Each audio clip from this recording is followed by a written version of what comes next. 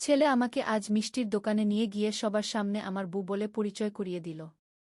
রাত্রির পাশেই নতুন একটা মিষ্টির দোকান খুলেছে। ছেলে বলল, মা চলো একবার দেখে আসি। দোকানে ঢুকে দেখি সুন্দর সব মিষ্টি সাজানো। দোকানদার এসে জিজ্ঞেস করল, কি নেবেন স্যার? ছেলে আমার দিকে তাকিয়ে বলল, আমার বউয়ের পছন্দ মিষ্টি দেন। আমি চমকে গেলাম। দোকানদার হেসে বলল, ভাবি কি পছন্দ করেন? আমি বিব্রত নির্বাক। আমি কিছু বলার আগেই ছেলে বলল, রসগোল্লা। ১০০ টাকার রসগোল্লা কিনে বাড়ি ফেরার পথে আমি জিজ্ঞেস করলাম, বউ কেন বলছিস? সে হাত খামিয়ে আমার সামনে দাঁড়াল। মা, আমি আর মিথ্যা বলতে চাই না। তোমাকে আমার বউ বলেই মনে হয়। যেভাবে তুমি আমার যত্ন নাও, রান্না করো, সব কিছুর খবর রাখো, এসব তো একজন স্ত্রী করে কি আমার মুখ দিয়ে কোনো কথা বেরোল না। মা, আমি তোমাকে ভালোবাসি। শুধু মা হিসেবে নয়, একজন নারী হিসেবে। আমি তোমাকে বিয়ে করতে চাই। আমরা এই শহর ছেড়ে অন্য কোথাও আমাদের ঘর বাঁধতে পারি না? যেখানে আমরা স্বামী স্ত্রী হিসেবে থাকব। রসগোল্লার মিষ্টি গন্ধ আমার নাকে আসছিল। কিন্তু আমার মুখ শুকিয়ে গেল। এই ছেলেটাকে আমি পেটে রেখেছি, জন্ম দিয়েছি, আর আজ সে আমাকে। এই গল্পটি সম্পূর্ণ শুনলে আপনাদের পানি অটোমেটিক বের হয়ে যাবে, সো যত দ্রুত সম্ভব হাতের কাছে টিস্যু নিয়ে বসে পড়ুন।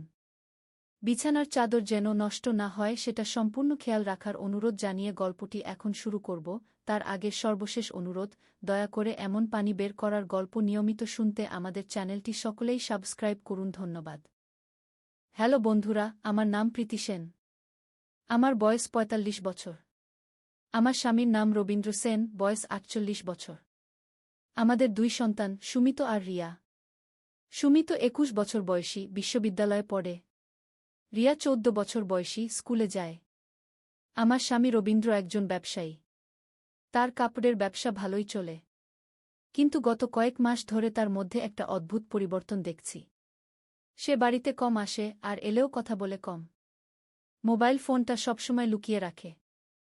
আমি যখন তার কাছে যাই সে অন্যমনস্ক থাকে। একদিন রাতে সে দেরিতে বাড়ি ফিরল। আমি জিজ্ঞেস করলাম, এত দেরি কেন? সে বলল, অফিসে অনেক কাজ ছিল, কিন্তু তার গায়ে একটা অন্যরকম পারফিউমের গন্ধ। এমন পারফিউম যা আমি কখনো কিনিনি। পরের দিন সকালে সুমিত আমার কাছে এলো। মা, তুমি একটু আমার সাথে বাজারে যাবে? আমার একটা কাজ আছে। আমি বললাম, কি কাজ? সে বলল, গেলেই বুঝতে পারবে। বাজারে গিয়ে সুমিত আমাকে একটা ইলেকট্রনিক্স দোকানের সামনে নিয়ে গেল। দোকানদার তাকে দেখেই বলল, আরে সুমিত ভাই, এসে গেছেন? জিনিসটা রেডি আছে কি? সুমিত একটা ছোট্ট ডিভাইস নিল। আমি জিজ্ঞেস করলাম, এইটা কি? সে বলল, এইটা একটা জিপিএস ট্র্যাকার। বাবার গাড়িতে লাগিয়ে দেব।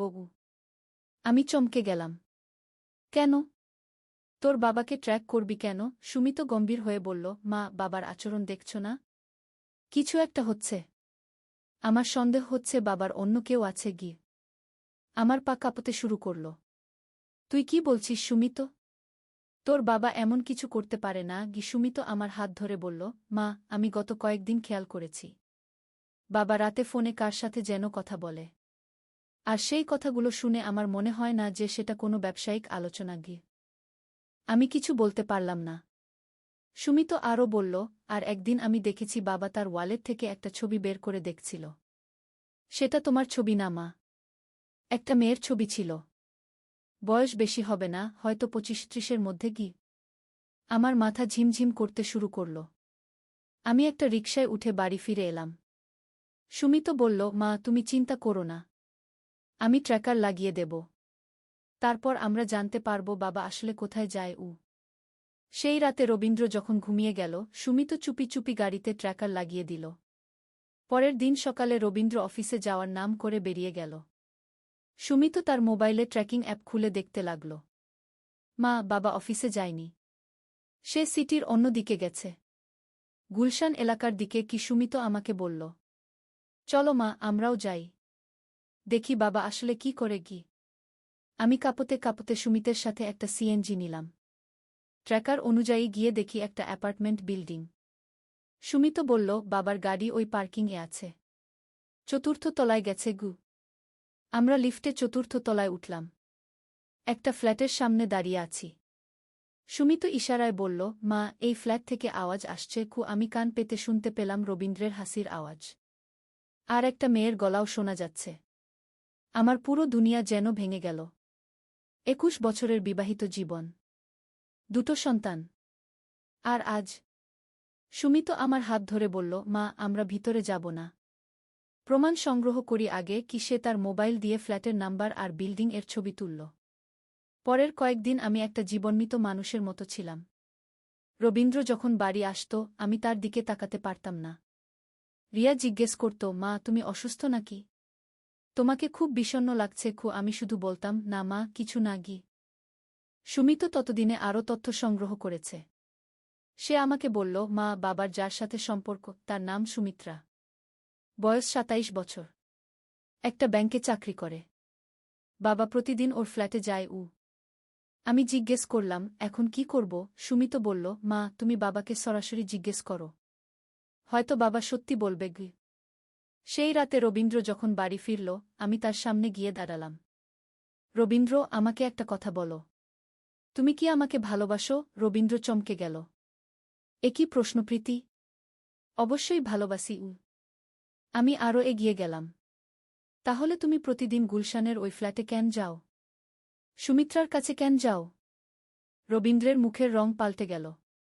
সে কিছুক্ষণ নীরব থেকে বলল, তুমি কিভাবে জানলে? আমি বললাম, সেটা এখন গুরুত্বপূর্ণ না। তুমি কেন এমন করছ? রবীন্দ্র সোফায় বসে পড়ল। প্রীতি, আমি জানি আমি খুব ভুল করেছি। কিন্তু সুমিত্রার সাথে যেটা হয়েছে সেটা অনেক জটিল। আমি বললাম, কি মানে জটিল? রবীন্দ্র বলল, সুমিত্রা আমার প্রেমিকা না প্রীতি। সে আমার বোন। আমি অবাক হয়ে গেলাম। বোন? কি বলছো তুমি? রবীন্দ্র বলল, হ্যাঁ, আমার বৈপিত্রের বোন। আমার বাবার দ্বিতীয় স্ত্রীর মেয়ে গি। আমার মাথায় কিছু ঢুকছে না। কিন্তু তুমি তো কখনো বলনি যে তোমার কোনো বোন আছে কি? রবীন্দ্র বলল, কারণ আমার বাবার সাথে আমার সম্পর্ক ভালো ছিল না। তিনি যখন দ্বিতীয় বিয়ে করেন, আমি বাড়ি ছেড়ে চলে আসি। সুমিত্রা তখন খুব ছোট ছিল গু। তাহলে এখন হঠাৎ? আমি বলতে গেলাম। রবীন্দ্র বলল, গত মাসে সুমিত্রা আমার সাথে যোগাযোগ করে। বলে যে তার বড় সমস্যা হয়েছে। তার প্রেমিক তাকে ছেড়ে দিয়েছে। আর সে গর্ভবতী। আমার পুরো দুনিয়া আবার উল্টে গেল। গর্ভবতী? তাহলে তুমি? রবীন্দ্র তাড়াতাড়ি বলল, না না প্রীতি, আমি কোনো ভুল কাজ করিনি। আমি শুধু তাকে সাহায্য করছি। তার থাকার জায়গার ব্যবস্থা করেছি। ডাক্তার দেখাচ্ছি। তার কিছু খরচাপাতি দিচ্ছি। আমি বুঝতে পারলাম না কি বলবো। রবীন্দ্র আরও বলল, প্রীতি, আমি তোমাকে বলতে চেয়েছিলাম, কিন্তু ভাবছিলাম কিভাবে বলবো। তুমি কি ভাববে? আর সুমিত্রাও চাচ্ছিল না যে কেউ জানুক। আমি জিজ্ঞেস করলাম। রবীন্দ্র রাহুলকে বলল, তুমি চলে যাও। সুমিত্রা তোমার সাথে যেতে চায় না। রাহুল বলল, আমি পুলিশে খবর দেব। বলবো আপনারা আমার বুকে জোর করে রেখেছেন গি। আমি বললাম, রাহুল, তুমি সুমিত্রাকে ছেড়ে দিয়েছিলে। এখন সে গর্ভবতী জেনে এসেছ। এতে তোমার সততা কোথায়? রাহুল বলল, আমাকে সততার কথা বলবেন না। আমি আমার অধিকার বুঝে নেব। সেই রাতে আমরা সিদ্ধান্ত নিলাম যে সুমিত্রাকে অন্য কোথাও পাঠিয়ে দিতে হবে। রবীন্দ্রের চট্টগ্রামে একটা আত্মীয় আছে। সেখানে সুমিত্রা থাকতে পারবে। কিন্তু পরের দিন সকালে আমরা দেখলাম সুমিত্রা নেই। তার রুম খালি। একটা চিঠি রেখে গেছে। চিঠিতে লিখেছে, দাদা, বৌদি, আমি চলে যাচ্ছি। আপনাদের আর কষ্ট দিতে চাই না। রাহুল যেন আপনাদের বিরক্ত করতে না পারে, তাই আমি একটা সমাধান বের করেছি। আমরা খুব চিন্তিত হয়ে গেলাম। সুমিত্রাকে খোঁজ করতে শুরু করলাম। সুমিত তার বন্ধুদের ফোন করল। কিন্তু কেউ তাকে দেখেনি। ৩ দিন পর পুলিশ ফোন করল। বলল যে সুমিত্রা হাসপাতালে আছে। সে একটা দুর্ঘটনার শিকার হয়েছে। আমরা ছুটে হাসপাতালে গেলাম। ডাক্তার বলল, রোগীর অবস্থা স্থিতিশীল। কিন্তু দুর্ভাগ্যবশত সে তার গর্ভের বাচ্চা হারিয়েছে। আমার মনে হলো আকাশ ভেঙে পড়ল। সুমিত্রা যখন জ্ঞান ফিরল, সে আমাদের দেখে কাঁদতে শুরু করল। বৌদি, আমি সব হারিয়ে ফেলেছি। আমি তার হাত ধরে বললাম, তুমি কিছু হারাওনি। আমরা আছি। সুমিত্রা বলল, আমি জানতাম রাহুল আমার পিছনে আসবে। তাই আমি একটা বাসে উঠেছিলাম। কিন্তু বাস দুর্ঘটনা হল। হাসপাতাল থেকে ছাড়া পাওয়ার পর সুমিত্রা আমাদের সাথেই থাকল। রাহুলও আর আসল না। হয়তো সে জেনে গেছে যে আর কিছু নেই যার জন্য সে দাবি করতে পারে। কিন্তু আমাদের পারিবারিক সমস্যা এখানেই শেষ না। কয়েক সপ্তাহ পর রিয়া খুব অসুস্থ হয়ে পড়ল। তার খুব জ্বর আর কাশি। ডাক্তারের কাছে নিয়ে গেলে তিনি বললেন, এটা সাধারণ সর্দি-কাশি না। আরও পরীক্ষা করতে হবে। রিয়ার রক্ত পরীক্ষা করার পর ডাক্তার আমাদের তার রুমে ডাকলেন। তিনি গম্ভীর মুখে বললেন, রিয়ার ব্লাড ক্যান্সার হয়েছে। লিউকেমিয়া কি? আমি যেন পাথর হয়ে গেলাম। ক্যান্সার? কিন্তু সে তো এত ছোট। ডাক্তার বললেন, এই বয়সেও এই রোগ হতে পারে। তবে চিকিৎসা আছে। কিমোথেরাপি দিতে হবে। খরচ অনেক। রবীন্দ্র জিজ্ঞেস করল, কত লাগতে পারে? ডাক্তার বললেন, ৫ থেকে ৭ লক্ষ টাকা। আমাদের হাতে এত টাকা নেই। রবীন্দ্রের ব্যবসা ভালো চললেও এত বড় অঙ্কের টাকা একসাথে জোগাড় করা সম্ভব না। আমি জিজ্ঞেস করলাম, চিকিৎসা না করালে কি হবে? ডাক্তার মাথা নেড়ে বললেন, তাহলে রিয়ার বাঁচার সম্ভাবনা কম। সেই রাতে আমরা পুরো পরিবার বসে আলোচনা করলাম। সুমিত বলল, আমি আমার পড়াশোনা বন্ধ করে চাকরি করব। আমি বললাম, না সুমিত, তোর পড়াশোনা বন্ধ করার দরকার নেই। আমি কোনো না কোনোভাবে টাকার ব্যবস্থা করব। সুমিত্রা বলল, বৌদি, আমার কিছু গহনা আছে। সেগুলো বিক্রি করে দিন। আমি বললাম, না সুমিত্রা, ওগুলো তোর মায়ের স্মৃতি। সুমিত্রা কাঁদতে কাঁদতে বলল, রিয়ার জীবন বাঁচানোর চেয়ে বড় কোনো স্মৃতি নেই। রবীন্দ্র বলল, আমি বাড়িটা বন্ধক রাখব বা বিক্রি করে দেব। আমি বললাম, এই বাড়িতে আমাদের এত স্মৃতি, কিন্তু রিয়ার জীবনের চেয়ে কিছু বড় না। পরের দিন আমরা বিভিন্ন জায়গায় টাকার খোঁজ করতে শুরু করলাম। রবীন্দ্র তার বন্ধুদের কাছ থেকে টাকা ধার চাইল। আমি আমার গহনাগুলো বিক্রি করে দিলাম। সুমিত্রাও তার সব গহনা দিয়ে দিল। কিন্তু এভাবে মাত্র ২ লক্ষ টাকা জোগাড় হল। আরও ৩ লক্ষ টাকা লাগবে। ডাক্তার বললেন, যত তাড়াতাড়ি চিকিৎসা শুরু করা যায় তত ভালো। রিয়ার অবস্থা দিন দিন খারাপ হচ্ছে। সে খেতে পারছে না, সারাক্ষণ শুয়ে থাকে। আমি তার পাশে বসে থাকি আর ভাবি কি করব। একদিন সুমিত আমার কাছে এলো। মা, আমার একটা পরিকল্পনা আছে। আমি জিজ্ঞেস করলাম, কি পরিকল্পনা? সে বলল, আমার এক বন্ধু আছে। তার বাবা খুব বড়লোক। সে বলেছে যে তার বাবা মানুষকে সাহায্য করেন। আমি বললাম, সে কি ধরনের সাহায্য করেন? সুমিত কিছুটা ইতস্তত করে বলল, মা, সেটা একটু জটিল। তার বাবা মানুষকে টাকা দেন, কিন্তু বিনিময়ে কিছু চান। আমি সন্দেহের চোখে তাকালাম। কি ধরনের বিনিময়? সুমিত বলল, মা, সেটা নিয়ে আমিও পুরোপুরি জানি না, কিন্তু আমার বন্ধু বলেছে যে তার বাবা ভালো মানুষ, খারাপ কিছু চান না। আমি বললাম, সুমিত, আমরা এমন কিছু করতে পারি না যেটা ঠিক না। সুমিত বলল, মা, রিয়ার জীবন বাঁচাতে যদি আমাদের কিছু করতে হয় তাহলে আমরা করব।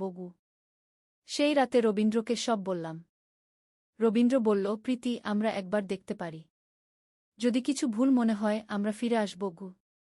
পরের দিন সুমিত আমাদের একটা বড় বাড়িতে নিয়ে গেল, ধনপতি এলাকায়। বাড়িটা দেখে মনে হচ্ছে কোনো রাজার প্রাসাদ।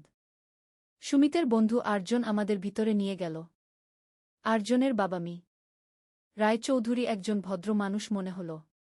তিনি আমাদের সাথে খুব ভদ্রভাবে কথা বললেন। আপনাদের মেয়ের চিকিৎসার জন্য টাকা লাগবে? আমি বললাম, জি, ৩ লক্ষ টাকা। মি রায়চৌধুরী বললেন, এটা কোনো সমস্যা না, আমি দিয়ে দিতে পারি। রবীন্দ্র জিজ্ঞেস করল, আপনি বিনিময়ে কি চান? মি রায়চৌধুরী হাসলেন, আমি খুব একটা বড় কিছু চাই না, শুধু আপনাদের একটু সময়। আমি বুঝলাম না। সময় মানে? মি রায়চৌধুরী বললেন, আমার একটা বিশেষ কাজ আছে, সেই কাজে আপনাদের সাহায্য লাগবে। কিন্তু চিন্তার কিছু নেই, এটা সম্পূর্ণ আইনি। আমি জিজ্ঞেস করলাম, কি ধরনের কাজ? মি রায়চৌধুরী বললেন, আমার একটা প্রতিদ্বন্দ্বী আছে ব্যবসায়, তার সাথে আমার একটা বিরোধ আছে, আপনাদের সেই বিরোধ মিটিয়ে দিতে হবে। রবীন্দ্র বলল, আমরা তো ব্যবসায়িক বিষয় বুঝি না। মি রায়চৌধুরী বললেন, আপনাদের ব্যবসা বুঝতে হবে না, শুধু আমার হয়ে কিছু কাগজে সই করতে হবে আর কয়েকটা মিটিংয়ে যেতে হবে। আমার মন খারাপ লাগছিল, কিন্তু রিয়ার কথা ভেবে বললাম, এতে কোনো বিপদ নেই তো? মি রায়চৌধুরী বললেন, বিলকুল না, আমি আপনাদের কোনো বিপদে ফেলব না। আমরা রাজি হয়ে গেলাম। মি রায়চৌধুরী সেই দিনই ৩ লক্ষ টাকা দিয়ে দিলেন। আমরা সোজা হাসপাতালে গিয়ে রিয়ার চিকিৎসা শুরু করলাম। ডাক্তার বললেন, সময়মতো চিকিৎসা শুরু হয়েছে। রিয়ার বাঁচার সম্ভাবনা ভালো, আমার মনে একটু স্বস্তি এল। কিন্তু এক সপ্তাহ পর রায়চৌধুরী আমাদের ডাকলেন। তিনি একটা কাগজ দিয়ে বললেন, এই কাগজে সই করুন। আমি কাগজটা দেখলাম। এতে লেখা যে আমি একটা জমি কিনছি। কিন্তু আমার কাছে তো জমি কেনার মতো টাকা নেই। আমি জিজ্ঞেস করলাম, এই জমির টাকা কে দেবে? রায়চৌধুরী বললেন, আমি দেব। আপনি শুধু সই করুন। রবীন্দ্র বলল, কিন্তু এতে আমাদের নামে জমি হয়ে যাবে মি? রায়চৌধুরী বললেন, হ্যাঁ, কাগজে আপনাদের নাম থাকবে। কিন্তু জমির মালিকানা আমার খুব সন্দেহ হচ্ছিল। কিন্তু রিয়ার চিকিৎসার কথা ভেবে সই করে দিলাম। এরপর রায়চৌধুরী আমাদের আরও কয়েকটা কাগজে সই করতে দিলেন। সব কাগজেই জমি কেনার কথা লেখা। 1 মাস পর পুলিশ আমাদের বাড়িতে এসে হাজির। তারা বলল, আপনারা অবৈধভাবে সরকারি জমি দখল করেছেন। আমি বললাম, কি বলছেন? আমরা তো কোনো জমি দখল করিনি।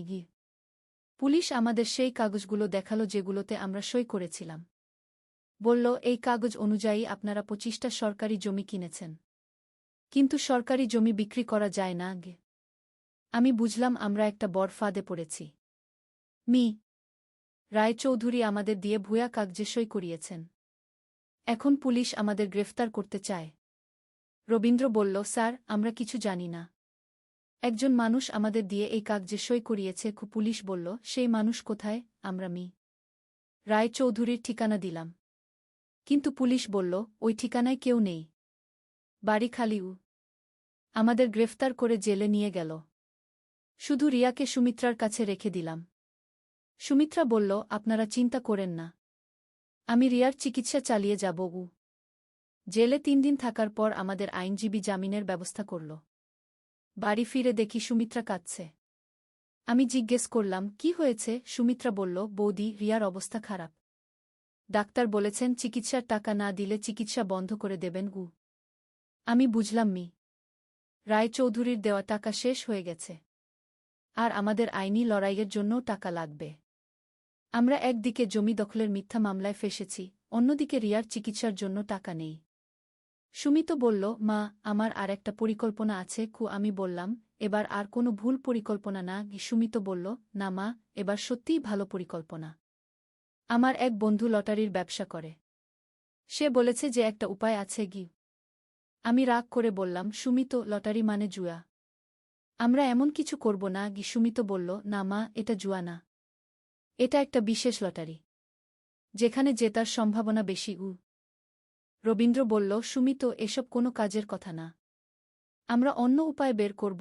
সুমিত বলল, বাবা, আমাদের কাছে আর কোনো উপায় নেই। রিয়ার জীবন বাঁচাতে হলে আমাদের রিস্ক নিতে হবে। আমি অনেক চিন্তা করে বললাম, তোর বন্ধু কি বলেছে? সুমিত বলল, সে বলেছে যে 10,000 টাকা দিলে 5 লক্ষ টাকা জেতা যাবে। কিন্তু এটা একটা গোপন লটারি, সবাই জানে না। আমার মনে হচ্ছিল এটাও কোনো ফাঁদ। কিন্তু রিয়ার অবস্থা দেখে আমি বলতে বাধ্য হলাম, চলো একবার দেখি। পরের দিন সুমিত আমাদের শহরের বাইরে একটা জায়গায় নিয়ে গেল। সেখানে অনেক মানুষ জড়ো হয়েছে। একজন লোক বক্তৃতা দিচ্ছে, বন্ধুরা, আজকের লটারিতে জেতার সম্ভাবনা 90%। শুধুমাত্র 10,000 টাকা দিয়ে আপনারা 5 লক্ষ টাকা নিয়ে যেতে পারবেন। আমি জিজ্ঞেস করলাম, এত সহজ হলে সবাই তো ধনী হয়ে যাবে। লোকটা বলল, ম্যাডাম, এটা সাধারণ লটারি না, এটা একটা স্পেশাল স্কিম। শুধুমাত্র নির্বাচিত মানুষরাই এতে অংশ নিতে পারে। রবীন্দ্র বলল, আমাদের কি প্রমাণ যে আপনারা টাকা দেবেন? লোকটা কয়েকজন মানুষকে সামনে আনল। তারা বলল, আমরা গত সপ্তাহে 5 লক্ষ টাকা জিতেছি। তারা টাকার বান্ডিল দেখাল। আমি বুঝতে পারলাম না কি করব। রিয়ার অবস্থা দিন দিন খারাপ হচ্ছে। আমাদের কাছে আর কোনো উপায় নেই। শেষ পর্যন্ত আমি বললাম, আমরা করব। আমরা 10,000 টাকা দিয়ে দিলাম। লোকটা একটা রসিদ দিল। বলল, কাল সকাল 10টায় এসে টাকা নিয়ে যান। আমরা বাড়ি ফিরে এলাম। পরের দিন সকাল 10টায় গিয়ে দেখি সেই জায়গা খালি, কেউ নেই। একজন স্থানীয় লোকের সাথে কথা বললাম। সে বলল, কাল রাতে ওরা সব পালিয়ে গেছে। আপনারাও কি ওদের ফাঁদে পড়েছেন? আমি বুঝলাম আমরা আবার প্রতারিত হয়েছি। এবার 10,000 টাকা হারিয়েছি, যা আমাদের শেষ সঞ্চয় ছিল। এখন আমাদের কাছে একটা টাকাও নেই। বাড়ি ফিরে এসে সুমিত্রা বলল, বৌদি, হাসপাতাল থেকে ফোন এসেছে। রিয়ার চিকিৎসা বন্ধ করে দিয়েছেন আমার মনে হলো সব শেষ। আমি হাসপাতালে গিয়ে ডাক্তারের কাছে কাকুতি মিনতি করলাম। ডাক্তার সাহেব, আর কয়েকদিন সময় দিন। আমি টাকা নিয়ে আসব। ডাক্তার বললেন, আমি বুঝতে পারছি আপনার সমস্যা, কিন্তু হাসপাতালেরও নিয়ম আছে। রিয়া তখন প্রায় অজ্ঞান অবস্থায়। তার শ্বাস নিতেও কষ্ট হচ্ছে। আমি তার হাত ধরে বসে থাকলাম। মনে মনে ভগবানের কাছে প্রার্থনা করতে লাগলাম। সেই রাতে একটা অদ্ভুত ঘটনা ঘটল। রাত 1টার সময় হাসপাতালে একজন ভদ্রলোক এলেন। তিনি ডাক্তারের সাথে কথা বলে আমার কাছে এলেন। আপনি রিয়ার মা? আমি বললাম, জিউ। তিনি বললেন, আমার নাম আনিসুর রহমান। আমি একটা চ্যারিটি অর্গানাইজেশন চালাই। আমি রিয়ার চিকিৎসার পুরো খরচ দিয়ে দেব। আমি বিশ্বাস করতে পারলাম না। কেন? আপনি আমাদের চেনেন না? ডাক্তার আনিসুর রহমান বললেন, আমার একটা মেয়ে ছিল। তারও একই রোগ হয়েছিল। কিন্তু আমি তখন গরিব ছিলাম। চিকিৎসা করাতে পারিনি। সে মারা গেছে। আজ আমি ডাক্তার হয়েছি। অনেক টাকা আয় করি। কিন্তু আমার মেয়েকে ফিরে পাব না। তিনি চোখ মুছে বললেন, আজ থেকে রিয়া আমার মেয়ে। আমি তার সব চিকিৎসার খরচ দেব। আমি কাঁদতে শুরু করলাম। আপনি যে ভগবানের রূপ নিয়ে এসেছেন। ডাক্তার আনিসুর রহমান পরের দিনই হাসপাতালের সব বিল পরিশোধ করে দিলেন। রিয়ার চিকিৎসা আবার শুরু হল। তিনি বললেন, আমি রিয়াকে বিদেশে নিয়ে যাব। সেখানে আরও ভালো চিকিৎসা হবে। আমি বললাম, কিন্তু আমরা আপনার এই উপকারের বিনিময়ে কি দেব? তিনি বললেন, আপনারা রিয়াকে সুস্থ করে তুলুন। এটাই আমার চাওয়া। 1 মাস পর ডাক্তার আনিসুর রহমান রিয়াকে নিয়ে সিঙ্গাপুর গেলেন। সেখানে রিয়ার অপারেশন হল। ডাক্তার ফোন করে বললেন, অপারেশন সফল হয়েছে। রিয়া এখন বিপদমুক্ত। আমি খুশিতে কেঁদে ফেললাম। রিয়া বেঁচে গেছে। আমাদের পরিবারে আবার আনন্দ ফিরে এসেছে। কিন্তু এখনও আমাদের আইনি সমস্যা রয়ে গেছে। আমরা এখনও জমি দখলের মিথ্যা মামলায় ফেঁসে আছি। রবীন্দ্র বলল, প্রীতি, আমাদের একজন ভালো আইনজীবী নিতে হবে। আমি বললাম, কিন্তু আইনজীবীর ফি দেব কি দিয়ে? এমন সময় সুমিত এসে বলল, মা, আমার এক বন্ধুর বাবা আইনজীবী। সে বিনা পয়সায় আমাদের কেস করবে। আমি সন্দেহের চোখে তাকালাম। সুমিত, তুই আবার কোনো ফাঁদে ফেলছিস না তো? সুমিত বলল, না মা, এবার ঠিক আছে। আমার বন্ধু প্রতিম। তার বাবা অ্যাডভোকেট শুভেন্দু দত্ত, খুব নামকরা আইনজীবী। পরের দিন আমরা অ্যাডভোকেট শুভেন্দু দত্তের চেম্বারে গেলাম। তিনি আমাদের গল্প শুনে বললেন, আপনারা একটা বড় চক্রান্তের শিকার হয়েছেন। মি রায়চৌধুরী এবং তার দলবল এভাবে অনেক মানুষকে ফাঁদে ফেলেছে। তিনি আরও বললেন, আমি এই ধরনের অনেক কেস করেছি। আপনাদের মামলায় জেতার সম্ভাবনা ভালো। আমি বললাম, কিন্তু আপনার ফি? তিনি হাত তুলে থামিয়ে দিলেন। আমি এই কেসটা বিনা পয়সায় করব। কারণ আমি এই ধরনের জালিয়াতির বিরুদ্ধে লড়াই করি। অ্যাডভোকেট শুভেন্দু দত্ত আমাদের কেসে খুব পরিশ্রম করলেন। তিনি প্রমাণ করলেন যে আমরা নিরপরাধ। আমরা প্রতারিত হয়েছি। আদালত আমাদের নির্দোষ বলে রায় দিল। এর কয়েক মাস পর পুলিশ মি রায়চৌধুরী এবং তার দলবলকে গ্রেফতার করল। তারা অনেক মানুষকে প্রতারণা করেছে। হাজার হাজার টাকা আত্মসাৎ করেছে। রিয়া সিঙ্গাপুর থেকে সুস্থ হয়ে ফিরে এল। ডাক্তার আনিসুর রহমান বললেন, রিয়া এখন সম্পূর্ণ সুস্থ। আর কোনো চিকিৎসার দরকার নেই। আমি খুশিতে আকাশে উড়ে যাচ্ছিলাম। কিন্তু আমাদের সুখ বেশিদিন স্থায়ী হল না। কয়েকদিন পর সুমিত্রা খুব অসুস্থ হয়ে পড়ল। তার খুব জ্বর আর পেট ব্যথা। ডাক্তারের কাছে নিয়ে গেলে তিনি বললেন, এটা গুরুতর। তাকে বড় হাসপাতালে নিয়ে যেতে হবে। বড় হাসপাতালে নিয়ে গিয়ে পরীক্ষা করার পর ডাক্তার বললেন, সুমিত্রার কিডনিতে ইনফেকশন হয়েছে। খুব মারাত্মক অবস্থা। আমি জিজ্ঞেস করলাম, চিকিৎসা আছে তো? ডাক্তার বললেন, আছে, কিন্তু অপারেশন করতে হবে। আর সম্ভব হলে কিডনি প্রতিস্থাপনও লাগতে পারে। আমার মাথা ঘুরতে শুরু করল। কিডনি প্রতিস্থাপন? এর খরচ কেমন? ডাক্তার বললেন, অন্তত 10 লক্ষ টাকা লাগবে। আর কিডনি দাতা খুঁজে পেতে হবে। রবীন্দ্র বলল, আমি আমার কিডনি দিতে পারি। ডাক্তার বললেন, প্রথমে পরীক্ষা করে দেখতে হবে আপনার কিডনি ম্যাচ করে কি না। পরীক্ষা করার পর জানা গেল রবীন্দ্রের কিডনি ম্যাচ করে না। আমি বললাম, তাহলে আমার কিডনি পরীক্ষা করুন। পরীক্ষা করার পর ডাক্তার বললেন, আপনার কিডনি ম্যাচ করে, কিন্তু আপনি একজন মা। আপনার দুটো সন্তান আছে। এটা ঝুঁকিপূর্ণ। আমি দৃঢ়ভাবে বললাম, সুমিত্রাও আমার সন্তানের মতো। আমি আমার কিডনি দেব। রবীন্দ্র বলল, প্রীতি, এটা খুব বিপজ্জনক। আমি বললাম, রবীন্দ্র, সুমিত্রা আমাদের পরিবারের অংশ। তার জীবন বাঁচানো আমার দায়িত্ব।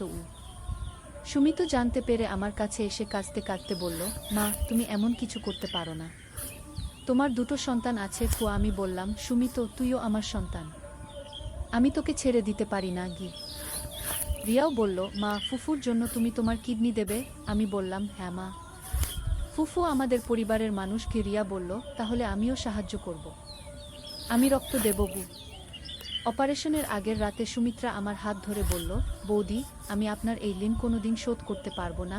আমি বললাম, ঋণ কিছু নেই, আমরা পরিবার। পরের দিন অপারেশন হলো। আমার একটা কিডনি সুমিত্রার শরীরে প্রতিস্থাপন করা হলো। অপারেশন সফল হয়েছে বলে ডাক্তার জানালেন। কিন্তু আমার শরীরে একটা কিডনি থাকায় আমাকে খুব সাবধানে চলতে হবে। ডাক্তার বললেন, আপনি এখন ঝুঁকিতে আছেন। কোনো ইনফেকশন হলে মারাত্মক হতে পারে। 2 সপ্তাহ পর আমরা দুজনেই হাসপাতাল থেকে ছাড়া পেলাম। সুমিত্রা এখন অনেক ভালো। তার নতুন কিডনি ভালোভাবে কাজ করছে। এর কয়েক মাস পর আমাদের পরিবারে আরেকটা সুখবর এলো। সুমিত বিশ্ববিদ্যালয়ে ভর্তির পরীক্ষায় প্রথম স্থান অধিকার করল। তাকে পূর্ণ বৃত্তি দেওয়া হলো। সুমিত খুশি হয়ে বলল, মা, আমি ডাক্তার হব, আর তোমার মতো মানুষদের সেবা করব। আমি বললাম, খুব ভালো কথা। তুই মানুষের সেবা করিস কি? রিয়াও তার পড়াশোনায় খুব ভালো করছে। সে বলেছে বড় হয়ে সে শিক্ষক হবে, ছোট ছোট বাচ্চাদের পড়াবে। সুমিত্রা এখন একটা অফিসে চাকরি করে। সে বলেছে সে বিয়ে করবে না, আমাদের সেবা করেই জীবন কাটাবে। আমি বলেছি, সুমিত্রা, তোর বিয়ে হওয়া উচিত, তুই সুখী হও। কিন্তু সে বলেছে, বৌদি, আমি এই পরিবারেই খুশি, আপনারাই আমার সব। এভাবে আমাদের পরিবারে শান্তি ফিরে এলো। কিন্তু জীবনে সবসময় যে শান্তি থাকে তা না। কিছুদিন পর আবার একটা ঝড় এলো। রবীন্দ্রের ব্যবসায় বড় ক্ষতি হলো। তার একজন পার্টনার তার সাথে প্রতারণা করল, লক্ষ টাকা মেরে দিয়ে পালিয়ে গেল। রবীন্দ্র খুব বিষণ্ণ হয়ে গেল। সে বাড়িতে চুপচাপ বসে থাকে, খেতেও চায় না। আমি তাকে বোঝাতে চেষ্টা করি, রবীন্দ্র, টাকা পয়সা আবার আসবে, তুমি হতাশ হজো না। কিন্তু রবীন্দ্র বলে, প্রীতি, আমি আর কোনো ব্যবসা করতে পারবো না, আমার কোনো পুঁজি নেই। আমি বললাম, আমরা সবাই মিলে কিছু না কিছু করব। সুমিত বলল, বাবা, আমি পার্ট টাইম চাকরি করব, পড়াশোনার পাশাপাশি কিছু আয় করব। রিয়াও বলল, আমিও টিউশনি করব। আমি বললাম, আমি বাড়িতে সেলাইয়ের কাজ নেব। সুমিত্রা বলল, আমিও আমার বেতন থেকে বেশি করে সাহায্য করব। এভাবে আমাদের পুরো পরিবার একসাথে কাজ করতে শুরু করলো। কয়েক মাসের মধ্যে আমরা আবার স্বাবলম্বী হয়ে উঠলাম। রবীন্দ্র আবার আত্মবিশ্বাস পেল। সে একটা ছোট ব্যবসা শুরু করল। এবার সে খুব সাবধানে ব্যবসা করে, কোনো পার্টনার রাখে না। একদিন আমি বাজার থেকে ফিরছিলাম। পথে দেখি একটা ছোট মেয়ে ভিক্ষা করছে, তার পাশে একটা ছোট ভাই। দুজনেই খুব শীর্ণ। আমি তাদের কাছে গিয়ে জিজ্ঞেস করলাম, তোমাদের মা বাবা কোথায়? মেয়েটা কাঁদতে কাঁদতে বলল, আমাদের বাবা মারা গেছেন, মা অসুস্থ, বাড়িতে শুয়ে আছেন। আমি তাদের বাড়িতে গেলাম। দেখি একটা ছোট্ট টিনের ঘরে একজন মহিলা অসুস্থ অবস্থায় শুয়ে আছেন। তার খুব জ্বর। আমি তাকে ডাক্তারের কাছে নিয়ে গেলাম। ডাক্তার বললেন, এটা টাইফয়েড, চিকিৎসা করলে ভালো হয়ে যাবে। আমি তার চিকিৎসার খরচ দিলাম। কয়েকদিন পর মহিলাটা সুস্থ হয়ে গেল। সে আমার পা ধরে কাঁদতে লাগল, আপা, আপনি আমার জীবন বাঁচিয়েছেন। আমি বললাম, এসব কি বলছো? মানুষ মানুষকে সাহায্য করবে, এটাই তো স্বাভাবিক। সে বলল, আপা, আমার বাচ্চারা পড়াশোনা জানে না, আপনি কি তাদের পড়তে সাহায্য করবেন? আমি বললাম, অবশ্যই, তুমি তাদের আমার কাছে পাঠিয়ে দাও। এভাবে আমার বাড়িতে দুটো নতুন ছাত্র এলো। আমি তাদের পড়াতে শুরু করলাম। দেখলাম ওরা খুব মেধাবী, একটু সুযোগ পেলে অনেক ভালো করবে। কয়েক মাস পর তারা স্কুলের পরীক্ষায় খুব ভালো রেজাল্ট করল। ওদের মা আমার কাছে এসে বলল, আপা, আপনি আমার বাচ্চাদের জীবন বদলে দিয়েছেন। আমি বুঝলাম যে সত্যিকারের সুখ অন্যকে সাহায্য করার মধ্যে। আমি আরও বেশি করে মানুষকে সাহায্য করতে শুরু করলাম। আমার এই কাজের কথা শুনে পাড়ার আরও অনেক মানুষ আমার কাছে সাহায্য চাইতে এলো। আমি যতটুকু পারি সবাইকে সাহায্য করি। একদিন স্থানীয় একটা পত্রিকার রিপোর্টার আমার কাছে এলো। সে বলল, আপা, আপনার সেবার কাজের কথা আমরা পত্রিকায় ছাপাতে চাই। আমি বললাম, এতে আমার কোনো আপত্তি নেই, তবে এটা কোনো প্রচারের জন্য না। আমি শুধু মানুষের সেবা করি। পত্রিকায় আমার সম্পর্কে লেখা ছাপানোর পর অনেক মানুষ আমাকে চিনতে পারল। অনেকে আমার কাজে সাহায্য করতে এগিয়ে এলো। আমি একটা ছোট দাতব্য সংস্থা গড়ে তুললাম। নাম দিলাম মানব সেবা সংস্থা। এই সংস্থার মাধ্যমে আমি আরও বেশি মানুষকে সাহায্য করতে পারি। সুমিত এখন ৩য় বর্ষে পড়ে। সে খুব ভালো ফলাফল করছে, ডাক্তার হওয়ার স্বপ্ন দেখছে। রিয়া এখন হাই স্কুলে পড়ে, সেও পড়াশোনায় খুব ভালো। সুমিত্রা এখন আমার সংস্থার কাজে সাহায্য করে। সে বলেছে, বৌদি, আপনার দেওয়া নতুন জীবনটা আমি মানুষের সেবায় কাটাতে চাই। রবীন্দ্রের ব্যবসা এখন আবার ভালো চলছে। সে আমার সংস্থায় নিয়মিত চাঁদা দেয়া। বলে, প্রীতি, তুমি যে কাজ করছো সেটা আমাদের পুরো পরিবারের গর্ব। আজ আমার জীবনে যা যা ঘটেছে সব কিছু মিলিয়ে আমি বুঝেছি যে জীবনে অনেক কষ্ট আসে। কখনো প্রিয়জনের অসুস্থতা, কখনো অর্থনৈতিক সমস্যা, কখনো প্রতারণা। কিন্তু এসব কষ্টের মধ্যেও ভালোবাসা আর মানবিকতা থাকে। আমি যখন রিয়ার জন্য আমার কিডনি দিতে চেয়েছিলাম, তখন বুঝেছিলাম যে সত্যিকারের ভালোবাসা মানে নিজের জীবন দিয়ে হলেও প্রিয়জনকে বাঁচানো। সুমিত্রার জন্য যখন আমি আমার কিডনি দিয়েছি, তখন বুঝেছি যে পরিবার মানে শুধু রক্তের সম্পর্ক না। যে মানুষটা আমাদের পাশে থাকে, আমাদের সুখ দুঃখে অংশ নেয়, সেই আমাদের পরিবার। এখন যখন আমি অন্য মানুষদের সাহায্য করি, তখন মনে হয় এটাই জীবনের আসল অর্থ। নিজের কষ্ট ভুলে গিয়ে অন্যের কষ্ট লাঘব করা। আজকাল রাতে শুতে যাওয়ার আগে আমি ভাবি, আজ আমি কতজন মানুষকে সাহায্য করতে পেরেছি, কতজনের মুখে হাসি ফোটাতে পেরেছি। এই ভাবনা আমাকে শান্তি দেয়। আমার সন্তানরাও এখন বুঝে গেছে যে সত্যিকারের সুখ টাকা পয়সায় না। সুখ হচ্ছে মানুষের ভালোবাসা পাওয়ায়, অন্যকে সাহায্য করার আনন্দে। সুমিত এখন বলে, মা, তুমি আমাদের শুধু জীবনযাত্রার নিয়ম শেখাওনি, তুমি আমাদের মানুষ হতে শিখিয়েছ গু। রিয়া বলে, মা, আমি বড় হয়ে তোমার মতো মানুষের সেবা করব গু। সুমিত্রা বলে, বৌদি, আপনি আমার শুধু জীবন বাঁচাননি, আপনি আমাকে বাঁচার একটা উদ্দেশ্য দিয়েছেন গু। রবীন্দ্র বলে, প্রীতি, তুমি আমাদের পরিবারের আলো, তোমার কারণেই আমরা সবাই ভালো মানুষ হতে পেরেছি। আমি মনে মনে ভাবি, মানুষের জীবনে যত কষ্টই আসুক, যত বিপদই আসুক, যদি আমাদের হৃদয়ে ভালোবাসা থাকে, তাহলে সব কিছু সহ্য করা যায়, সব সমস্যার সমাধান হয়। আর সবচেয়ে বড় কথা হচ্ছে, আমরা যদি অন্যের জন্য কিছু করতে পারি, তাহলে জীবনটা সার্থক হয়। এই পৃথিবীতে আমাদের আসার একটা অর্থ হয়। আমি এখন প্রতিদিন সকালে উঠে ভগবানের কাছে প্রার্থনা করি, হে ভগবান, আমাকে এমন শক্তি দাও যাতে আমি আরও বেশি মানুষের সেবা করতে পারি। আমার পরিবারকে সুস্থ রেখো, আর সবাইকে মানবিক গুণাবলী দিয়ে ভরিয়ে রেখো গু। এভাবেই আমার জীবনের গল্প, একটা সাধারণ পরিবারের স্ত্রী আর মা থেকে একজন সমাজসেবিকা হয়ে ওঠার গল্প। এই গল্পে অনেক কষ্ট আছে, অনেক আনন্দ আছে, কিন্তু সবচেয়ে বেশি আছে ভালোবাসা আর মানবিকতা। আমি আশা করি আমার এই গল্প শুনে অন্যরাও অনুপ্রাণিত হবে, বুঝবে যে জীবনে যত সমস্যাই আসুক, ভালোবাসা আর মানবিকতা দিয়ে সব সমাধান করা যায়। আর সবচেয়ে বড় কথা, আমরা যদি নিজের চেয়ে অন্যকে বেশি ভালোবাসতে পারি, তাহলে আমাদের জীবন সার্থক হয়, আমরা সত্যিকারের মানুষ হতে পারি। নদীর ধারে সেই গা। প্রথম অধ্যায়, শুরুজাত। পদ্মা নদীর ধারে একটা ছোট্ট গ্রাম ছিল, নাম তার রূপসী গ্রাম। গ্রামের নাম শুনলেই মনে হতো কত সুন্দর হবে। আর সত্যিই গ্রামটা ছিল অপূর্ব সুন্দর। সবুজ ধানক্ষেত, নারিকেল আর সুপারি গাছের সারি, আর নদীর শীতল হাওয়া, সব মিলিয়ে এক স্বর্গের মতো জায়গা। এই গ্রামেই থাকতো একটা ছেলে, নাম তার আলম। বয়স তখন 17 কি 18 হবে। ফর্সা রং, লম্বা চুল, আর চোখে একটা স্বপ্ন, বড় হয়ে সে লেখক হবে। প্রতিদিন সন্ধ্যায় নদীর ধারে বসে সে লিখত তার ডায়েরিতে, কখনো কবিতা, কখনো গল্প, কখনো শুধু মনের কথা। আলমের বাবা মোক্তার সাহেব ছিলেন গ্রামের স্কুলের প্রধান শিক্ষক।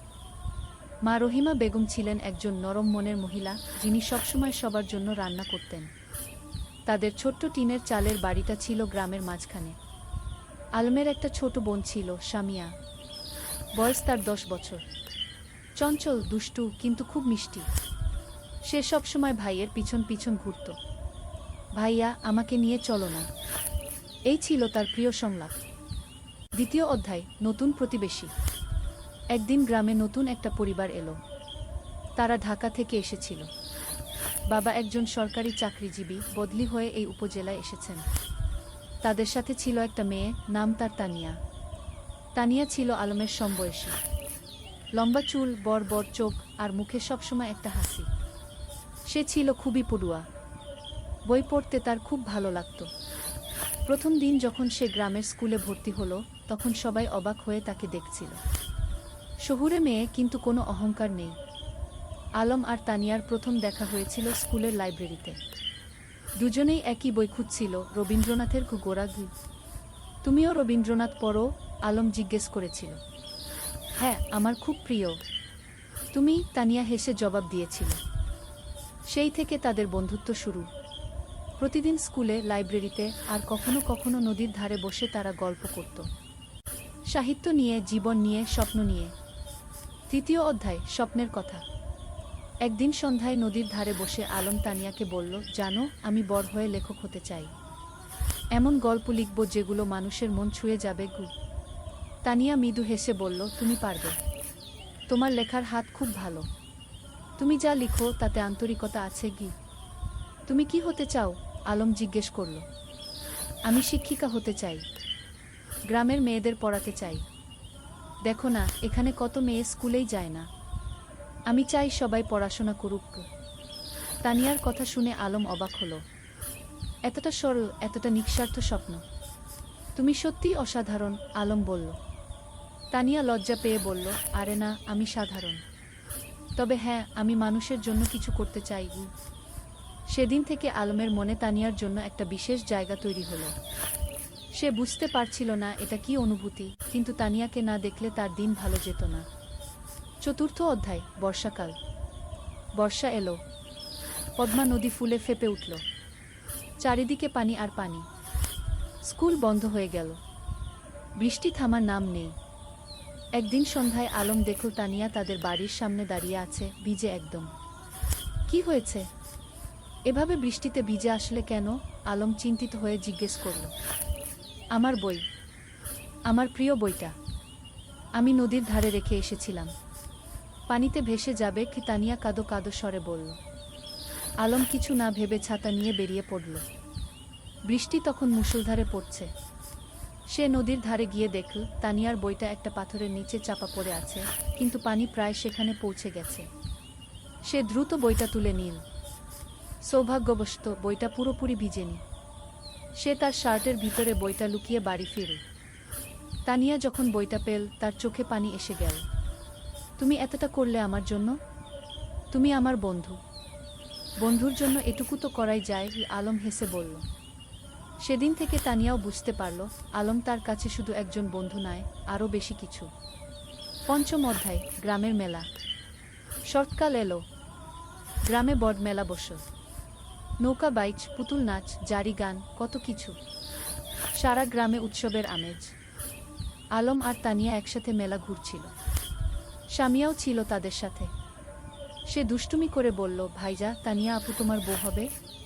আলম আর তানিয়া দুজনেই লজ্জা পেয়ে গেল।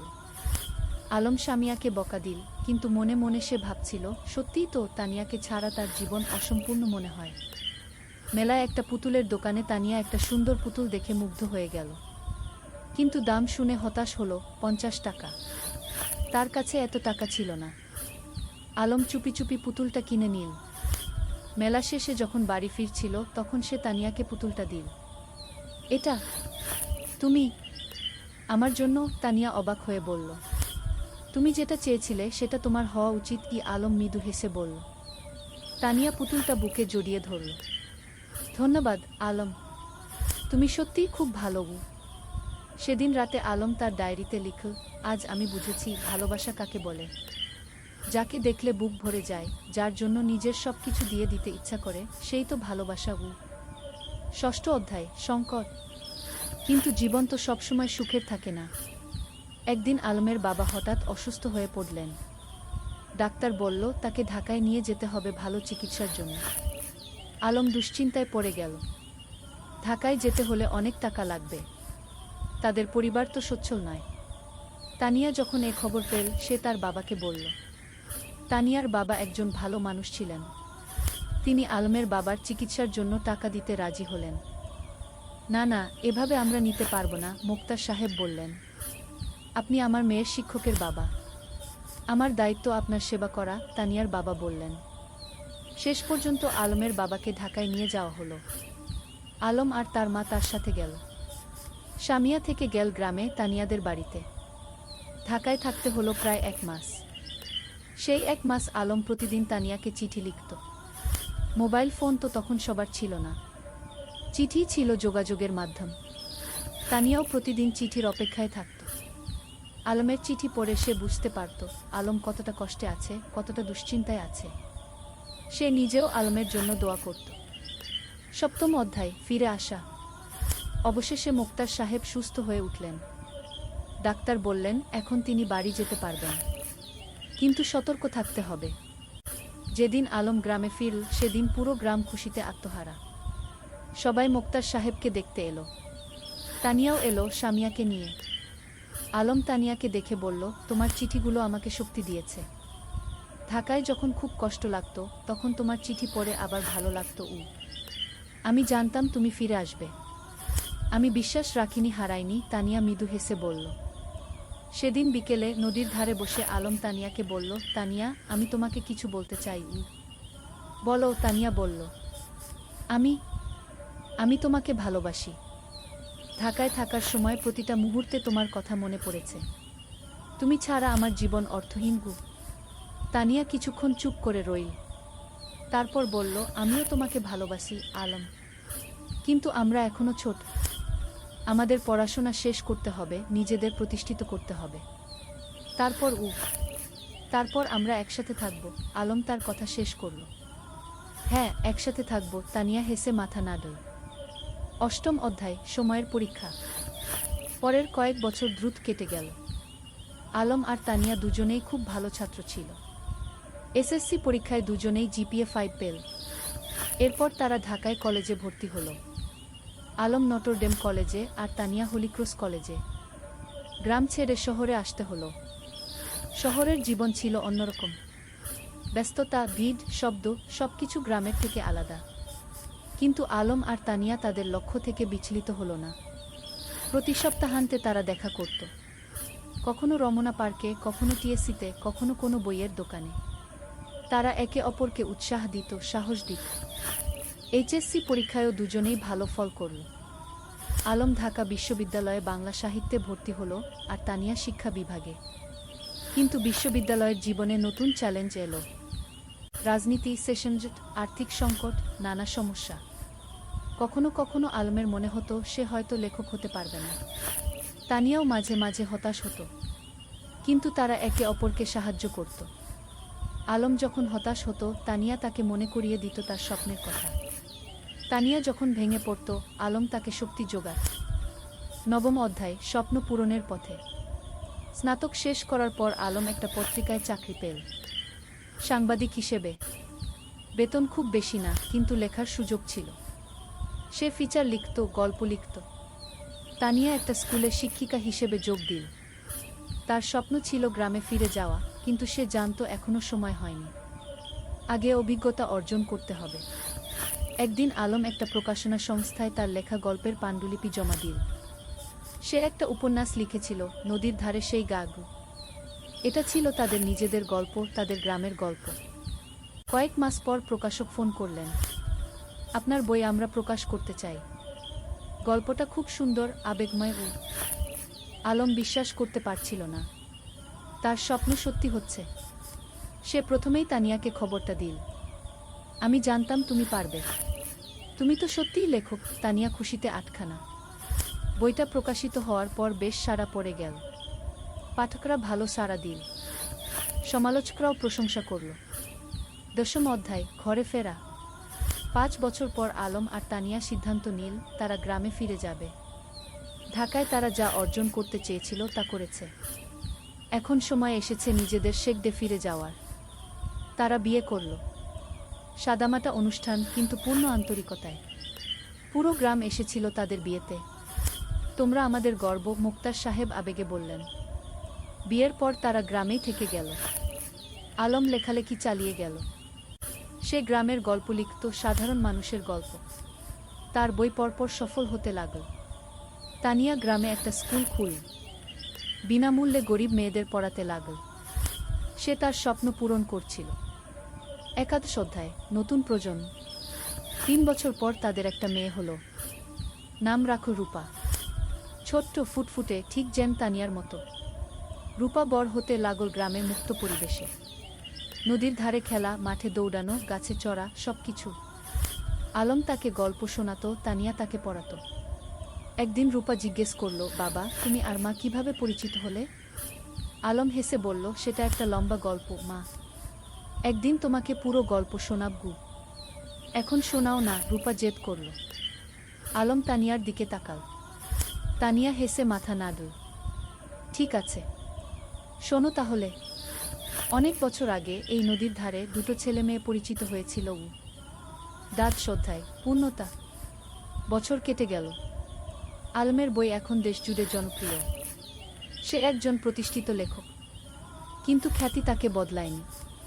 সে এখনও সেই সরল, বিনলি আলম। তানিয়ার স্কুল এখন বড় হয়েছে। শত শত মেয়ে সেখানে পড়ছে। অনেকে এখন কলেজে, বিশ্ববিদ্যালয়ে। তানিয়া তাদের সবার কাছে একজন আদর্শ। একদিন সন্ধ্যায় নদীর ধারে বসে আলম তানিয়াকে বলল, তুমি জানো, এই জায়গাটাই আমার সবচেয়ে প্রিয়। এখানেই আমরা প্রথম একসাথে বসেছিলাম, স্বপ্নের কথা বলেছিলাম। আর এখন সেই স্বপ্ন পূরণ হয়েছে, তানিয়া বলল। শুধু পূরণই না, আরও বেশি কিছু পেয়েছি। তোমাকে পেয়েছি, রূপাকে পেয়েছি, এই সুন্দর জীবনটা পেয়েছি গু। রূপা তখন দৌড়ে এসে তাদের কোলে বসল। বাবা, আমি বড় হয়ে তোমার মতো লেখক হব। আলম হেসে মেয়ের মাথায় হাত বুলিয়ে দিল। তুমি যা হতে চাও তাই হবে মা। আমরা তোমার পাশে আছি। সূর্য তখন অস্ত যাচ্ছে নদীর ওপারে। লাল কমলা আকাশ, নদীর শীতল বাতাস, আর পরিবারের উষ্ণতা, এর চেয়ে সুন্দর আর কি হতে পারে? ত্রয়োদশ অধ্যায়, গ্রামের উন্নয়ন। আলম আর তানিয়া শুধু নিজেদের নিয়েই ব্যস্ত ছিল না, তারা পুরো গ্রামের উন্নয়ন নিয়ে ভাবত। আলম তার লেখালেখি থেকে যা আয় করত, তার একটা অংশ গ্রামের উন্নয়নে ব্যয় করত। তারা গ্রামে একটা লাইব্রেরি খুলল। হাজার হাজার বই নিয়ে। গ্রামের যে কেউ এসে বই পড়তে পারত। ছোট ছেলেমেয়েরা বিকেলে এসে বই পড়ত, গল্প শুনত। জ্ঞানী শক্তি, আলম সবসময় বলতো, আমরা যদি আমাদের নতুন প্রজন্মকে শিক্ষিত করতে পারি, তাহলে গ্রাম এমনিতেই উন্নত হবে। তানিয়া তার স্কুলে শুধু পড়াশোনাই শেখাতো না, জীবন দক্ষতাও শেখাতো। মেয়েদের শেখাতো কিভাবে আত্মবিশ্বাসী হতে হয়, কিভাবে নিজের মতামত প্রকাশ করতে হয়, কিভাবে স্বাবলম্বী হতে হয়। শিক্ষা মানে শুধু বই পড়া নয়, তানিয়া বলতো। শিক্ষা মানে জীবনকে বুঝতে শেখা, মানুষ হয়ে ওঠা। গ্রামের মানুষ তাদের এই প্রচেষ্টায় খুব খুশি ছিল। যারা আগে মেয়েদের স্কুলে পাঠাতে চাইতো না, তারাও এখন পাঠাতে শুরু করেছে। একদিন গ্রামের প্রবীণ হাজী সাহেব আলমকে বললেন, বাবা, তোমরা আমাদের গ্রামের জন্য যা করছো, সেটা আল্লাহ কবুল করুন। তোমরা না থাকলে আমাদের গ্রাম এখনো অন্ধকারেই থাকত। আলম বিনয়ের সাথে বলল, চাচা, আমরা তো এই গ্রামেরই সন্তান। আমাদের দায়িত্ব এই গ্রামের সেবা করা। চতুর্দশ অধ্যায়, বাধা আর সংগ্রাম। কিন্তু জীবন তো সবসময় মসৃণ পথে চলে না। একদিন গ্রামে একটা বড় সমস্যা দেখা দিল। পদ্মা নদীর ভাঙন শুরু হলো। প্রতিদিন নদী গ্রামের জমি গিলে খাচ্ছে। অনেক পরিবার তাদের বাড়িঘর হারাচ্ছে। ফসলের জমি নদীতে তলিয়ে যাচ্ছে। মানুষ আতঙ্কিত। আলম আর তানিয়া বসে থাকল না। তারা একটা সভা ডাকল। পুরো গ্রামের মানুষ এলো।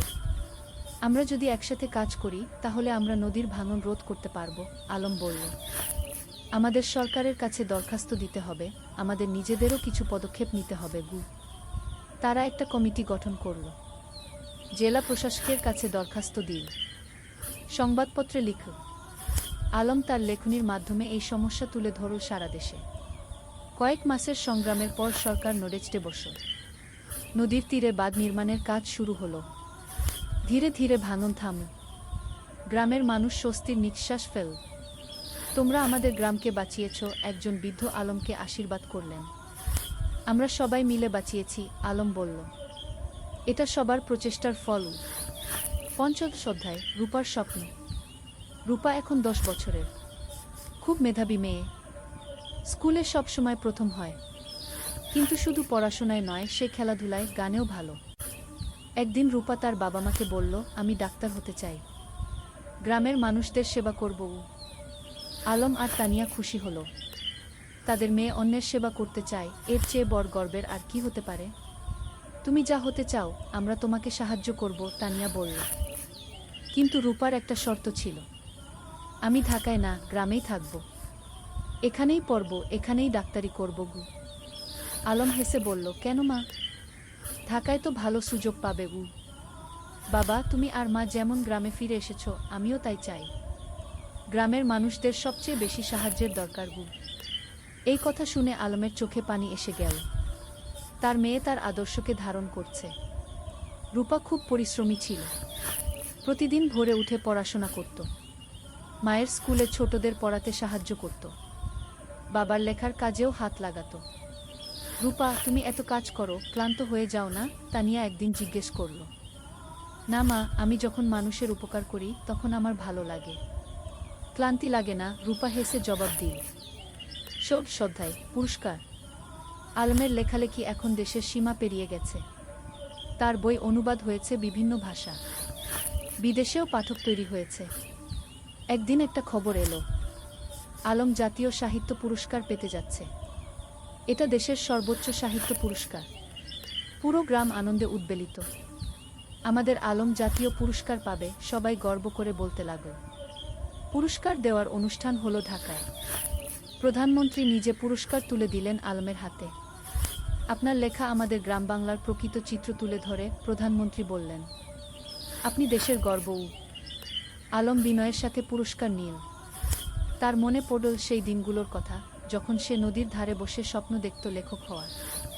পুরস্কার পাওয়ার পর আলম একটা বক্তৃতা দিল। এই পুরস্কার শুধু আমার একার নয়, এটা আমার স্ত্রী তানিয়ার, আমার মেয়ে রূপার, আমার গ্রামের সব মানুষের।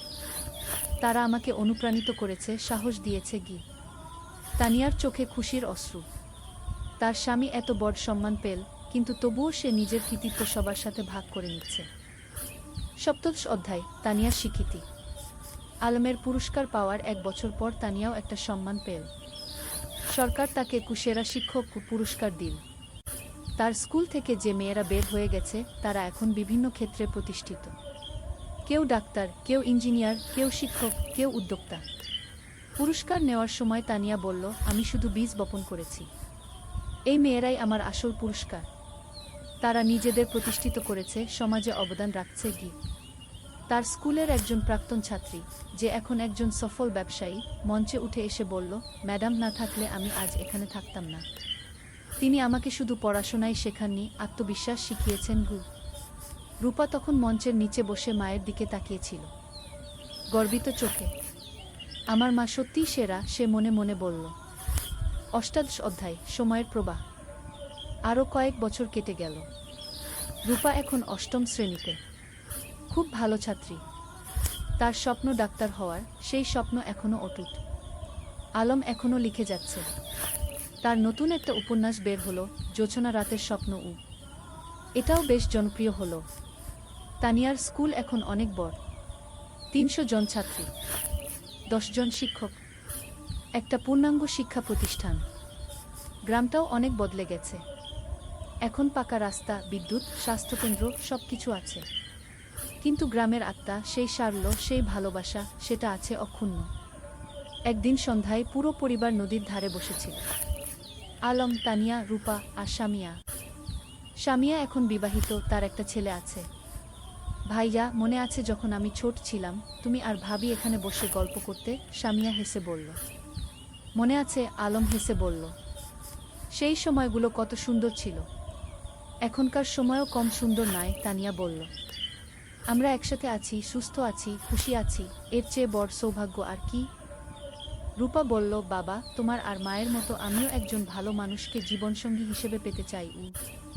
আলম মেয়ের মাথায় হাত রেখে বলল, তুমি পাবে মা, তবে তার আগে তোমার স্বপ্ন পূরণ করো, ডাক্তার হও, তারপর জীবনসঙ্গী খুঁজবে গু। 49 অধ্যায় নতুন চ্যালেঞ্জ। রূপা এসএসসি পরীক্ষা দিল। ফলাফল বেরোলো জিপিএ 5। পুরো গ্রাম খুশি। আলম আর তানিয়া গর্বিত। কিন্তু এখন একটা বড় সিদ্ধান্ত নিতে হবে। রূপা ডাক্তার হতে চায় আর তার জন্য তাকে মেডিকেল কলেজে ভর্তি হতে হবে। কিন্তু গ্রামে তো মেডিকেল কলেজ নেই। বাবা, আমি ঢাকা মেডিকেলে ভর্তি হতে চাই, রূপা বলল। আলম একটু চিন্তিত হলো। কিন্তু তুমি তো বলেছিলে গ্রামে থাকবে। হ্যাঁ বাবা, আমি গ্রামে ফিরে আসব। কিন্তু ভালো ডাক্তার হতে হলে ভালো প্রতিষ্ঠান থেকে পড়তে হবে। আমি 5 বছর ঢাকায় থাকব, তারপর ফিরে আসব এবং গ্রামে একটা হাসপাতাল খুলব। তানিয়া বলল, মেয়েটা ঠিকই বলছে। আমরাও তো ঢাকায় গিয়ে পড়াশোনা করেছিলাম, তারপর ফিরে এসেছি গু। রূপা ঢাকা মেডিকেল কলেজে ভর্তি হলো।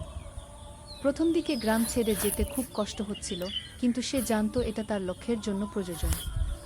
আলম আর তানিয়া প্রতি মাসে ঢাকায় যেত মেয়েকে দেখতে। রূপা ফোনে প্রতিদিন কথা বলত। 20 অধ্যায়, পরিবারের বন্ধন। 5 বছর খুব দ্রুত কেটে গেল। রূপা ডাক্তার হয়ে গেল। এমবিবিএস পাস করল ভালো ফলসহ। এখন তার সামনে অনেক সুযোগ। ঢাকার বড় বড় হাসপাতাল তাকে চাকরির অফার দিচ্ছে। কিন্তু রূপার লক্ষ্য অন্য। বাবা, আমি গ্রামে ফিরে আসছি, রূপা ফোনে বলল। তুমি নিশ্চিত? ঢাকায় তো অনেক ভালো সুযোগ, আলম বলল।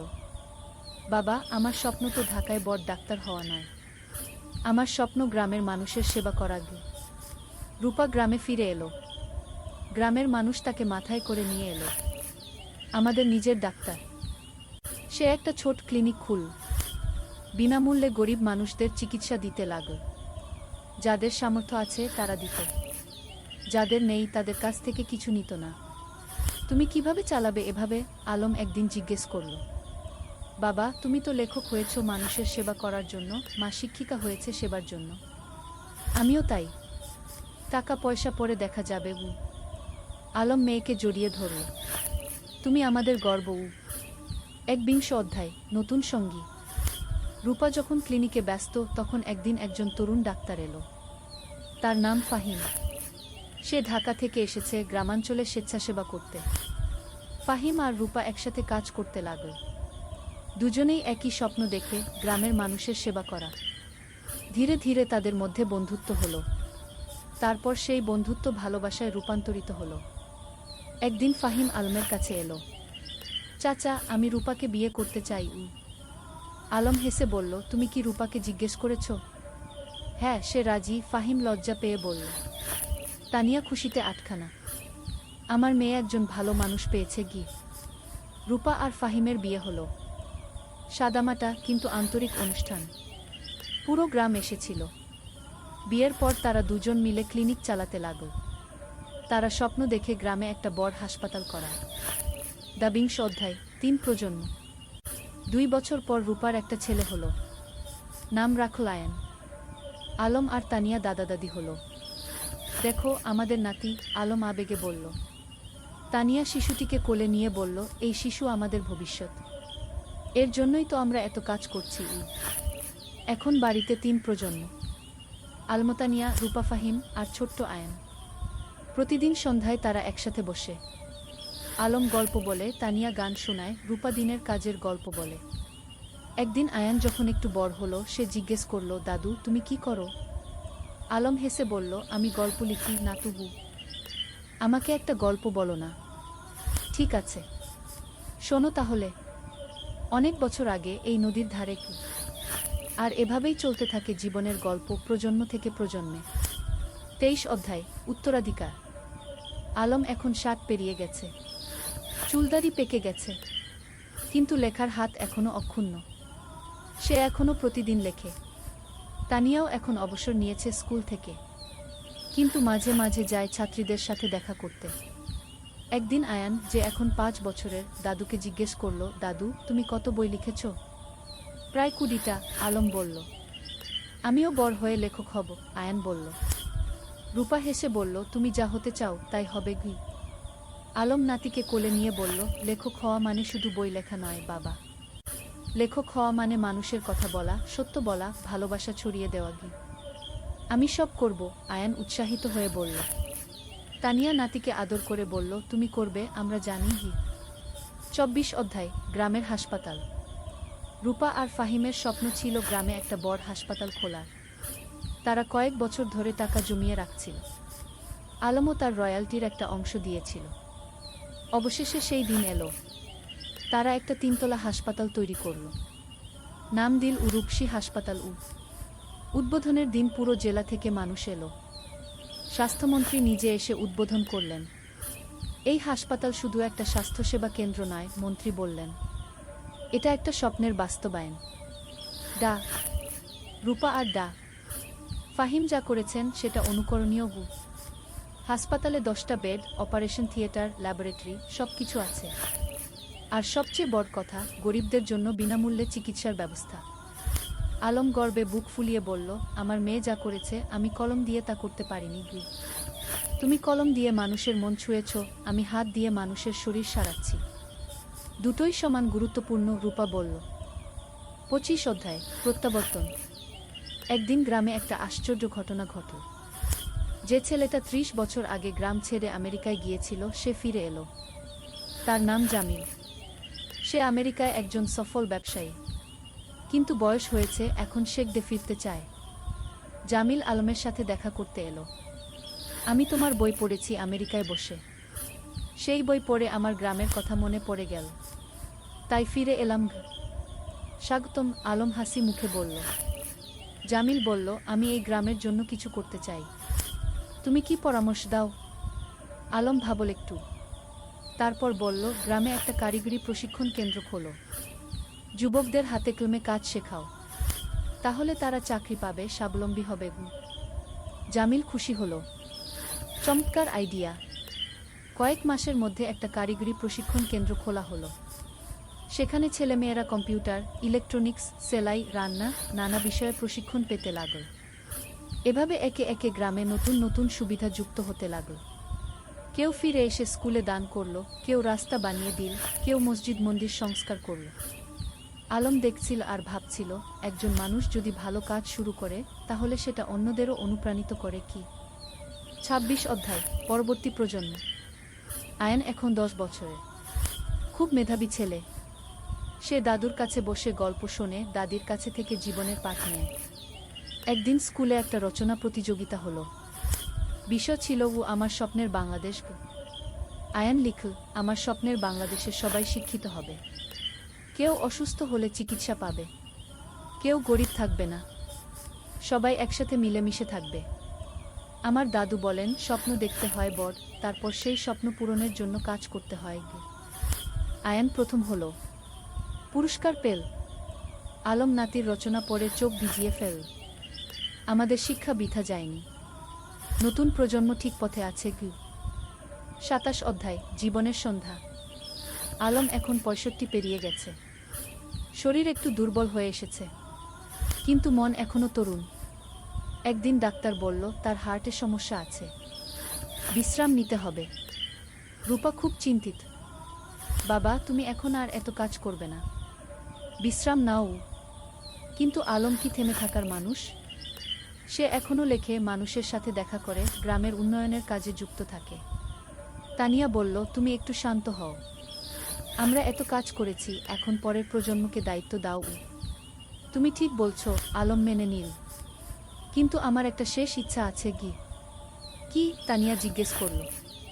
আমি আমাদের জীবনের গল্পটা লিখতে চাই, একটা আত্মজীবনী, যাতে পরের প্রজন্ম জানতে পারে আমরা কিভাবে স্বপ্ন দেখেছিলাম, কিভাবে সেই স্বপ্ন পূরণ করেছিলাম। তুমি লেখো, তানিয়া হেসে বলল। আমি তোমাকে সাহায্য করব। 28 অধ্যায় শেষ বই। পরের 6 মাস আলম লিখল তার জীবনের গল্প। নদীর ধারে সেই গা, একটি জীবন কথা কি নাম দিল। বইটাই ছিল তাদের প্রথম দেখা, প্রথম প্রেম, সংগ্রাম, সফলতা, ব্যর্থতা, সবকিছু। বই প্রকাশিত হওয়ার পর দেশজুড়ে সাড়া পড়ে গেল। মানুষ পড়ল আর অনুপ্রাণিত হলো। একজন পাঠক চিঠি লিখল, আপনার বই পড়ে আমি বুঝেছি স্বপ্ন দেখা আর তা পূরণ করা সম্ভব। আমিও এখন আমার গ্রামে ফিরে যাব, কিছু করব। আলম এই চিঠি পড়ে খুশি হলো। দেখো তানিয়া, আমাদের জীবন বৃথা যায়নি, আমরা মানুষকে অনুপ্রাণিত করতে পেরেছি। 29 অধ্যায় বিদায়। এক শীতের সকালে আলম ঘুম থেকে উঠল না। তার হার্ট অ্যাটাক হয়েছে। রূপা যতই চেষ্টা করল কিছু করতে পারল না। আলম চলে গেল। পুরো গ্রাম শোকে মুহ্যমান। আমাদের আলম চলে গেল, সবাই কাঁদল। তানিয়া কান্নায় ভেঙে পড়ল। তুমি আমাকে একা ফেলে চলে গেলে। রূপা মাকে সান্ত্বনা দিল। মা, বাবা চলে যায়নি। তার লেখায় সে বেঁচে আছে, তার কাজে সে বেঁচে আছে, আমাদের মধ্যে সে বেঁচে আছে। গি আলমের জানাজায় হাজার হাজার মানুষ এলো। তাকে সমাহিত করা হলো গ্রামের কবরস্থানে, নদীর পাশে, যেখানে সে জীবনের অনেকটা সময় কাটিয়েছে। 30 অধ্যায়, উত্তরাধিকার, শেষ অধ্যায়। আলমের মৃত্যুর পর তানিয়া ভেঙে পড়েনি। সে আরও শক্ত হয়েছে। আলম চলে গেছে, কিন্তু তার স্বপ্ন চলে যায়নি। আমাকে সেই স্বপ্ন বাঁচিয়ে রাখতে হবে। সে গ্রামের লাইব্রেরিটাকে কি আলম স্মৃতি লাইব্রেরিকে নাম দিল। সেখানে আলমের সব বই রাখা হলো। রূপা হাসপাতালে আরও বেশি মনোযোগী হলো। বাবা চাইতেন আমি মানুষের সেবা করি, আমি তাই করব। ফাহিম তার পাশে থেকে সাহায্য করল। আয়ান, যে এখন 15 বছরের, দাদুর মতো লিখতে শুরু করল। সে গল্প লেখে, কবিতা লেখে। একদিন আয়ান তানিয়াকে তার লেখা একটা গল্প দেখাল। গল্পের নাম দাদুর স্বপ্ন। তানিয়া পড়ল। চোখে পানি এলো। তোমার দাদু বেঁচে আছে তোমার মধ্যে। বছরের পর বছর কেটে গেল। গ্রামটা আরও উন্নত হলো। কিন্তু আলমকে কেউ ভুলল না। প্রতি বছর তার জন্মদিনে গ্রামে একটা সাহিত্য উৎসব হয়। তরুণ লেখকরা আসে, তাদের লেখা পড়ে। তানিয়া এখন 80 পেরিয়ে গেছে, কিন্তু এখনও প্রতিদিন স্কুলে যায়, ছাত্রীদের দেখে আসে। একদিন এক তরুণী তানিয়াকে জিজ্ঞেস করল, ম্যাডাম, আপনার আর আলম স্যারের গল্পটা কি সত্যি? তানিয়া হেসে বলল, হ্যাঁ, প্রতিটা শব্দ সত্যি। আমরা স্বপ্ন দেখেছিলাম, আর সেই স্বপ্ন পূরণ করেছিলাম। আমিও কি পারবো? তরুণী জিজ্ঞেস করল। অবশ্যই পারবে, তানিয়া দৃঢ়তার সাথে বলল। শুধু স্বপ্ন দেখো, তারপর সেই স্বপ্ন পূরণের জন্য কাজ করো, আর কখনো হাল ছেড়ো না। সেদিন সন্ধ্যায় নদীর ধারে বসে তানিয়া আকাশের দিকে তাকাল। আলম, তুমি কি দেখছো? আমরা যা শুরু করেছিলাম তা এখনো চলছে। তোমার স্বপ্ন বেঁচে আছে। নদীর জল কুলকুল করে বয়ে যাচ্ছে। বাতাসে যেন আলমের কণ্ঠস্বর ভেসে এলো, আমি জানতাম তুমি পারবে। আমরা একসাথে এই স্বপ্ন দেখেছিলাম, তুমি তা বাঁচিয়ে রেখেছ। ধন্যবাদ তানিয়া। তানিয়া হাসল, চোখে পানি কিন্তু মুখে হাসি। ধন্যবাদ তোমাকে আলম, তুমি আমার জীবনকে অর্থবহ করেছিলে। সমাপ্তি। এই ছিল আলম আর তানিয়ার গল্প। দুটো সাধারণ মানুষ যারা অসাধারণ স্বপ্ন দেখেছিল। আর সেই স্বপ্ন শুধু নিজেদের জন্যই ছিল না, ছিল সবার জন্য। আজও রূপসী গ্রামে যদি যাও, দেখবে আলম স্মৃতি লাইব্রেরি, তানিয়া বালিকা বিদ্যালয়, রূপসী হাসপাতাল, সবকিছু দাঁড়িয়ে আছে। এগুলো শুধু ভবন নয়, এগুলো স্বপ্নের বাস্তবায়ন। আর নদীর ধারে, যেখানে একদিন দুটো তরুণী বসে স্বপ্ন দেখেছিল, সেখানে এখন একটা ফলক লাগানো আছে। তাতে লেখা, যেখানে স্বপ্ন শুরু হয়েছিল। আলম ও তানিয়া, দুই স্বপ্নদ্রষ্টা, দুই সেবক, যারা প্রমাণ করেছেন স্বপ্ন দেখলে এবং কাজ করলে সবকিছুই সম্ভব। শিক্ষা, জীবনে স্বপ্ন দেখো বড়, তারপর সেই স্বপ্ন পূরণের জন্য নিরলসভাবে কাজ করো। নিজের জন্য নয়, সবার জন্য কিছু করার চেষ্টা করো। তাহলেই জীবন সার্থক হবে।